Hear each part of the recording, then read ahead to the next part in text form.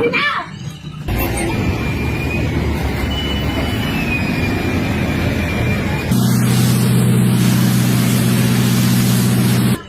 Iyan na naman ang buhay ko! Alam mo gaano ko yung Simula nang manalo si Mayor Isko Moreno bilang bagong alkalde ng Maynila, tila nagbago ang ihip ng hangin sa lungsod.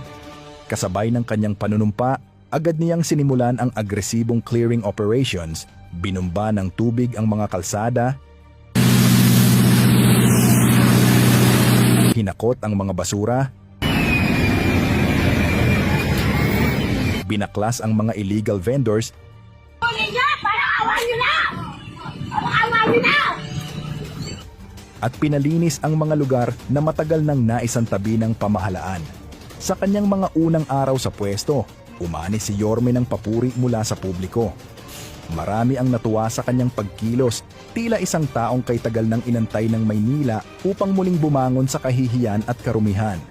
Isa-isa niyang binisita ang mga lugar na dati ay iniiwasan ng mga opisyal. Makipot na eskinita, mabahong palengke, at baradong sidewalk. Ngunit sa gitna ng kampanyang ito para sa kalinisan at kaayusan, may isang hindi natitinag. Sa Carriedo Station ng LRT, kung saan dagsa ang mga pasahero araw-araw, isang maliit na pwesto ng hotdog sandwich ang nananatiling nakatindig. Ang may-ari, si Neneng B, isang vendor na ngayon sikat na sikat sa social media dahil sa kanyang masarap, abot-kayang hotdog sandwich. Marami na ang nag-post tungkol sa kanya, mula sa mga estudyante hanggang sa mga artista. May mga nagsasabing mas masarap pa raw ito kaysa sa hotdog ng mga sikat na fast food chain. Araw-araw, hindi nauubos ang pila sa kanyang pwesto. At sa panahon ng viral content, hindi na nakapagtataka kung bakit siya nakatawag pansin.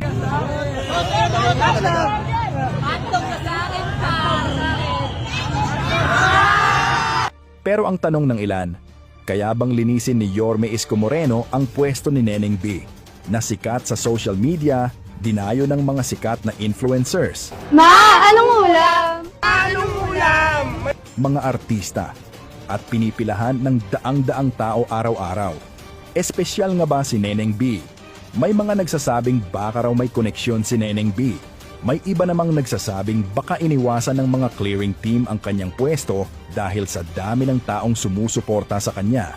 Ang totoo, kahit si dating MMDA Chairman Gabriel Go ay hindi raw umabot sa lugar ni Neneng B noon. Mula noon hanggang ngayon, takot nga bang mabash o sadyang may permit talaga ang pwesto ni Neneng B? Sa isang banda, totoo